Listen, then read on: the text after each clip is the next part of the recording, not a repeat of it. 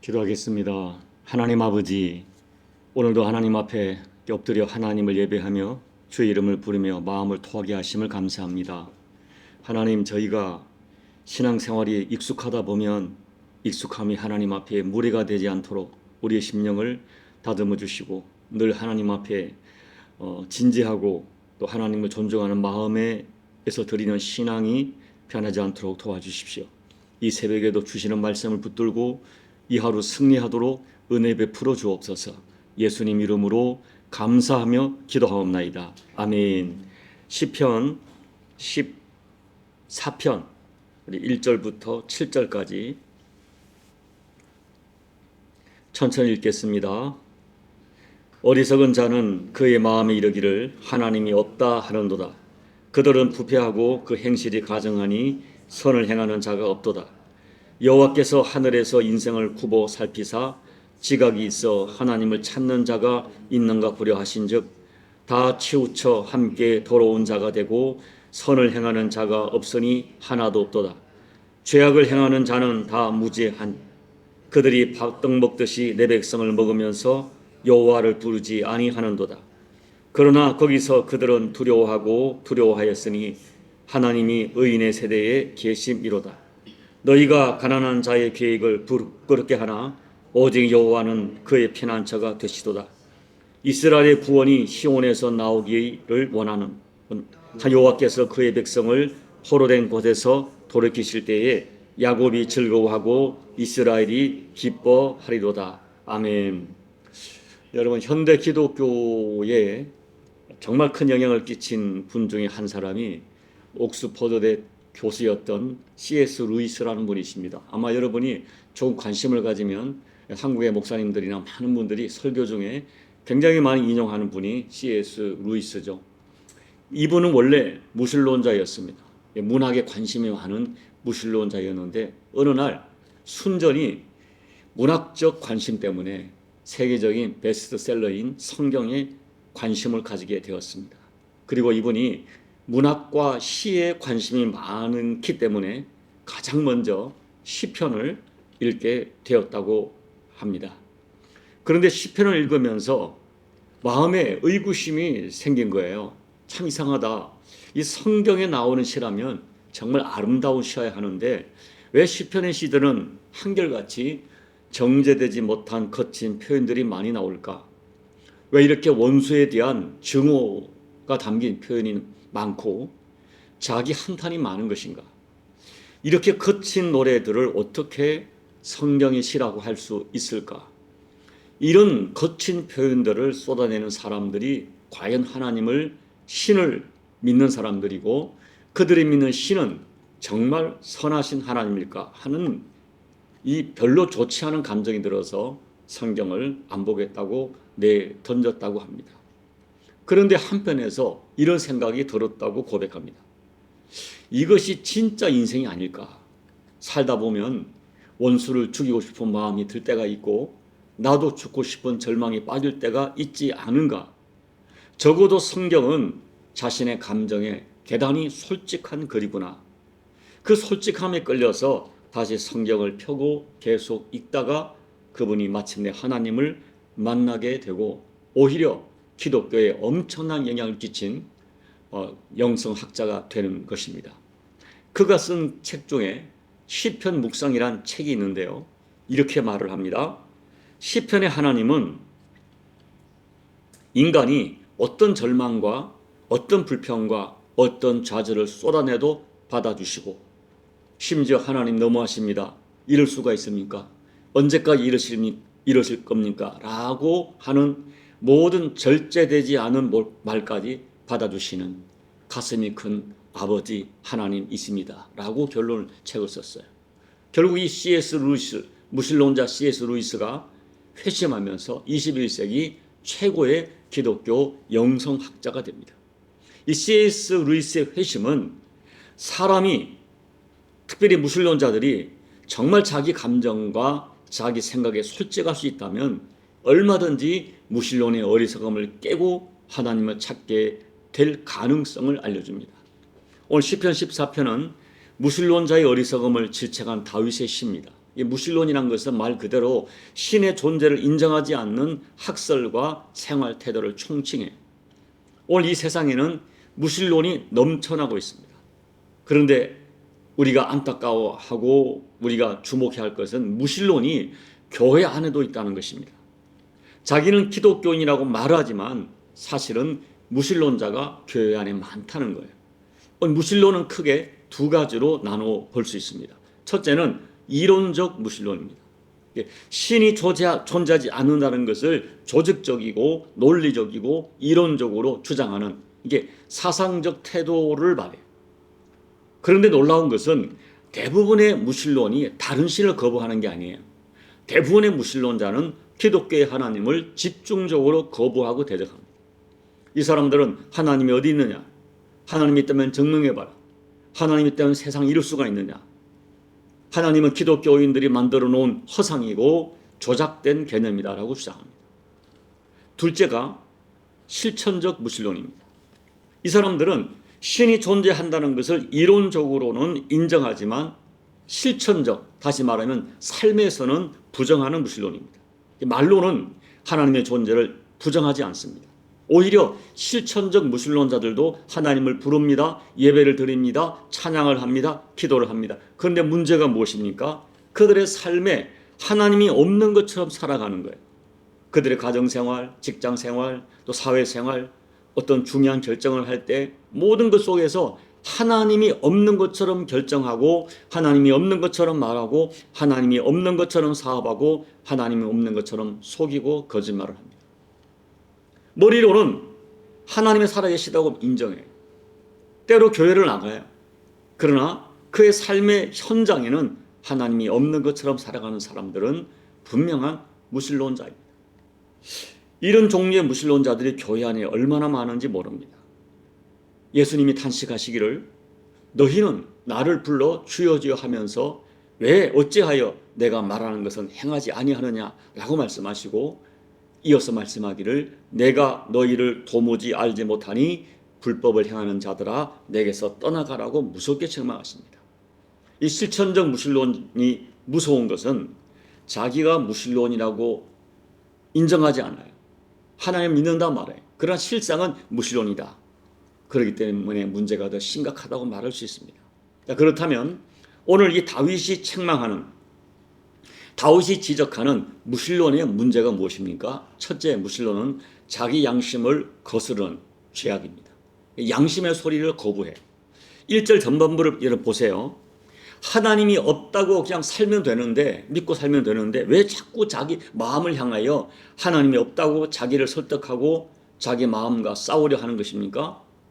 하나님은 있다라고 말하는 신의식, 양심의 소리를 일부러 외면하면서 하나님이 없다라고 해서 부정하는 거예요.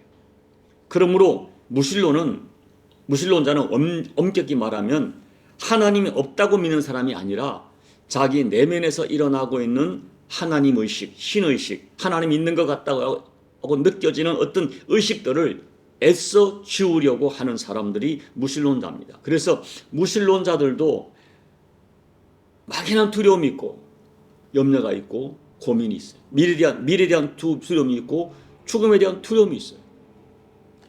영적 존재인 인간에게는 아무리 지우려고 해도 지울 수 없는 신의식이 있습니다.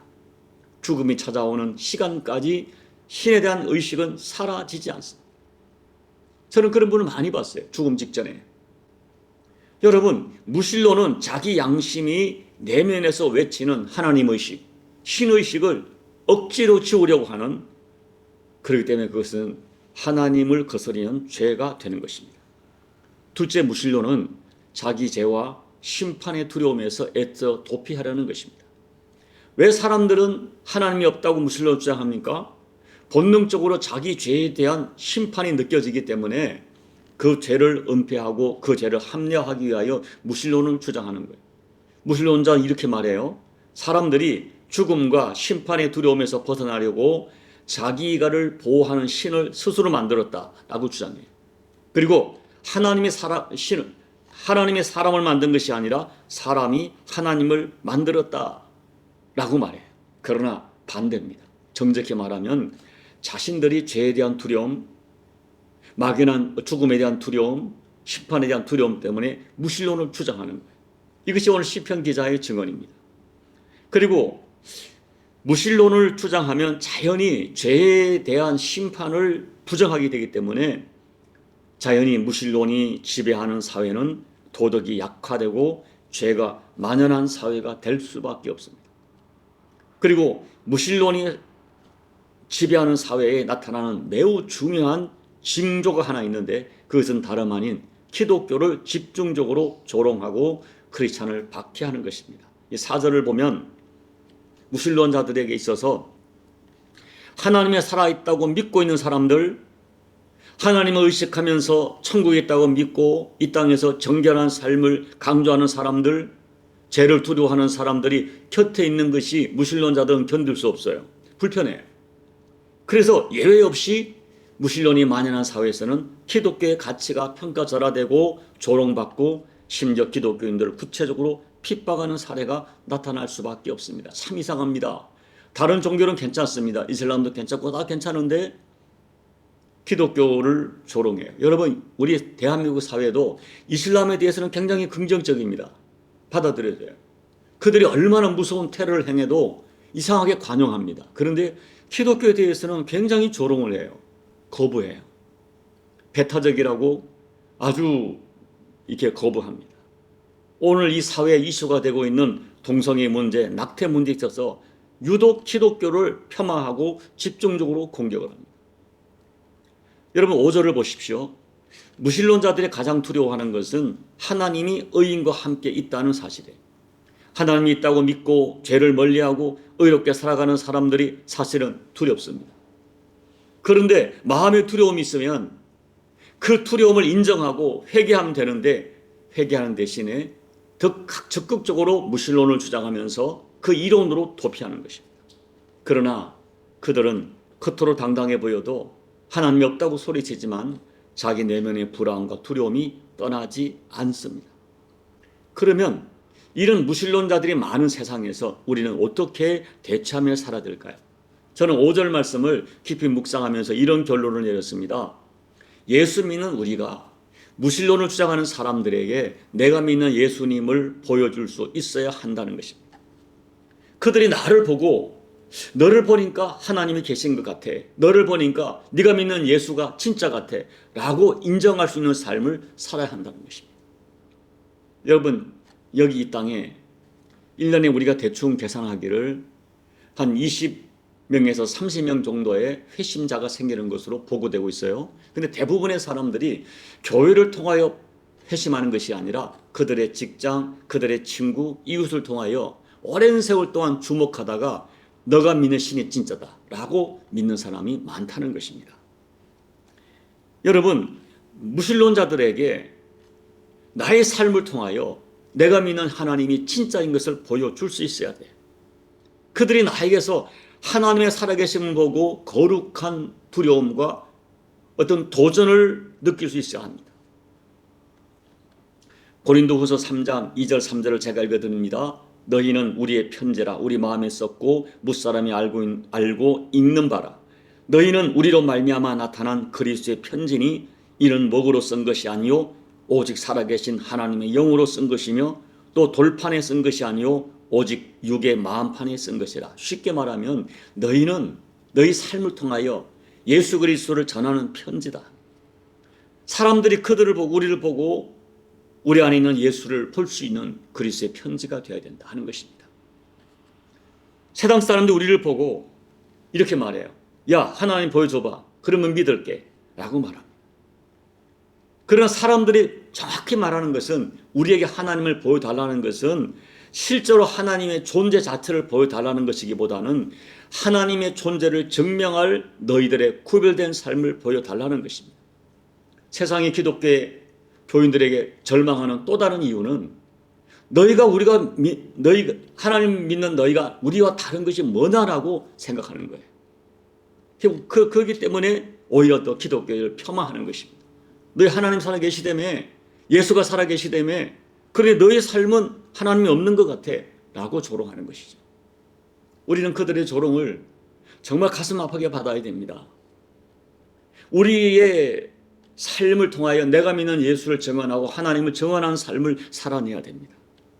그렇기 때문에 먼저 믿은 우리의 책임이 너무나 큽니다. 믿는 사람들이 하나님이 없는 것처럼 살기 때문에 무신론자와 안티기독교가 더 늘어나는 것입니다. 오늘 이 말씀을 보면서 세상의 무신론자들을 탓하기 전에 나는 과연 유신론자인가? 나는 하나님을 믿는 자인가? 나는 실천적 무신론자는 아닌가? 두렵고 떨림으로 자기 자신을 돌아봐야 됩니다. 세상의 무신론자를 어리석다고 판단하기 전에 나는 진짜 살아계신 하나님 앞에 살아가는 진짜 신앙인인가를 정직하게 살펴야 됩니다. 소망하기는 저와 여러분이 부족하더라도, 정말 부족하더라도 내 주변 사람들에게, 내 가족들에게, 내 자녀들에게 엄마 아빠는 진짜 신앙인 같아, 아빠는 진짜 목사 같아, 진짜 권사 같아, 진짜 집사 같아, 이런 인정을 받아야 되고요. 내 주변 사람들에게 정말 당신은 혹시 예수 믿는 사람입니까? 당신은 진짜 그리스도인입니다 라는 증언을 받아야 돼요. 그 증언이 그들로 하여금 신에 대하여, 하나님에 대하여 관심을 갖고 눈을 열게 합니다. 소망하기는 진짜 하나님을 믿는 유신론자로 살아가는 저와 여러분 되시기를 예수님 이름으로 축복합니다. 아멘. 우리 찬송가 515장을 보겠습니다. 찬양하겠습니다. 눈을 들어 하늘 보라. 어지러운 세상 중에 곳곳마다 상한 영계 탄식 소리 들려온다.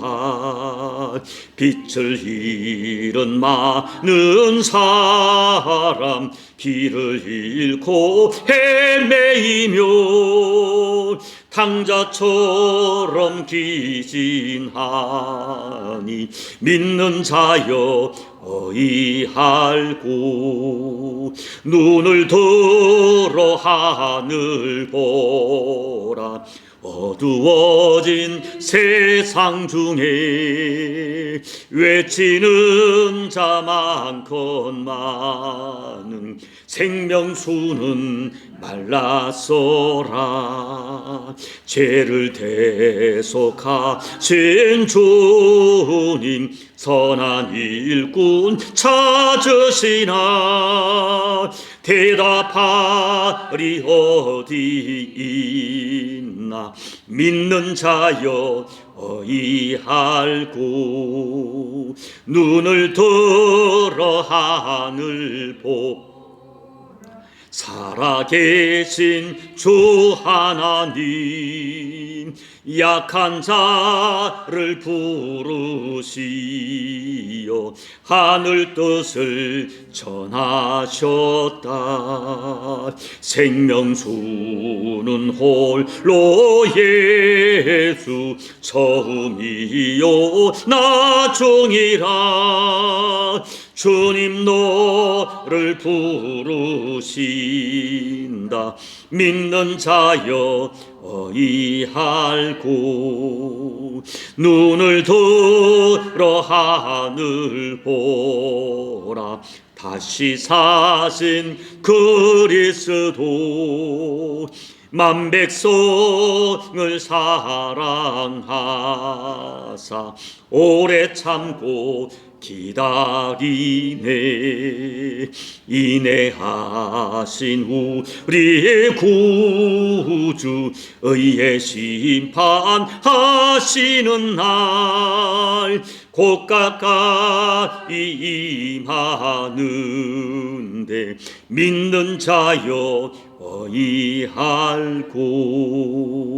하나님 아버지, 먼저 믿는 저희들의 책임이 큼을 오늘 말씀을 통해 깨닫게 해 주십시오.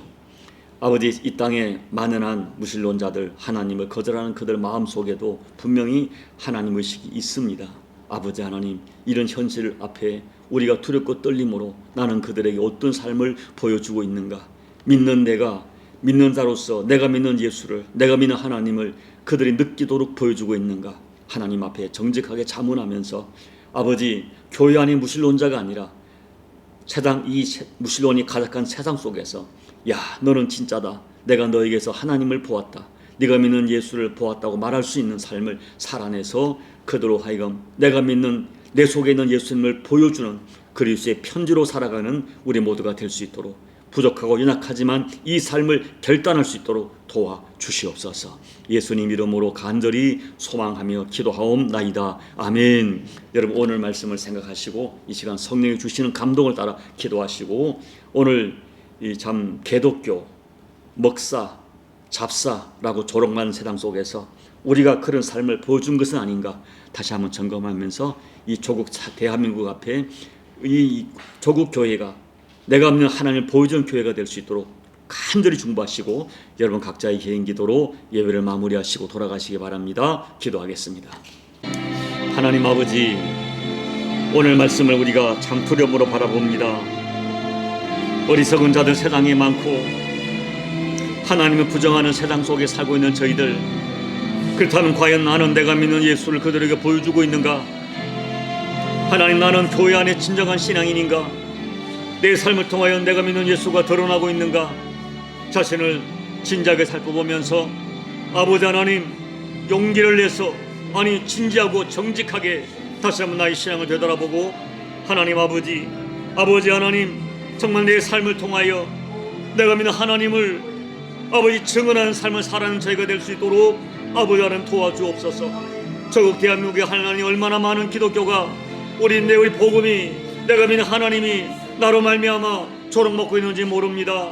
아버지 하나님, 이 시대 속에서 우리들의 삶을 통하여 하나님 아버지 정말 아버지 하나님을 믿지 않는 사람들에게도 경건한 두려움을 느끼며 내 속에 있는 예수, 내가 믿는 하나님을 그들을 통하여 내 삶을 통하여 증언함으로 말미암아 그들의 영혼을 구원하는 하나님의 생명의 통로로 쓰임하는 저희가 될 수 있도록 아버지 하나님 역사하여 주옵소서. 하나님 아버지, 오늘도 하나님께 내게 말씀하시는 아버지 진지한 물음 앞에 정직한 영혼 대답하면서 다시 한번 나의 삶을 하나님 앞에 돌이켜, 주여 내 삶을, 내 언어가, 내 성품이, 나의 삶의 씀씀이가 아버지 하나님 그리스도 예수, 내가 믿는 성경적 가치관을 가지고 내가 믿는 신앙의 도리를 가지고 살려고 애쓰고 수고하고 몸부림치다가 아버지 이 삶을 통하여 하나님을 증언할 수 있도록 주여 도와 주시옵소서. 오늘도 특별히 아버지, 내 가족 중에 예수 믿지 않는 자들이 있다면 내가 그들에게 어떤 은혜를 보였기에 그들의 영혼에 있는 책임 있는 거룩한 책임을 가지고 믿는 자여 어찌할꼬 말씀하시는 주의 음성 앞에 다시 한번 결단하는 우리 모두가 될 수 있도록 아버지 역사하여 주옵소서. 먼저 믿는 자로서의 거룩한 책임이 이 새벽에 뜨겁게 우리 가슴에 살아 역사할 수 있도록 아버지 하나님, 진지하고 두렵고 떨리는 자문을 우리에게 허락하여 주시옵소서. 아버지,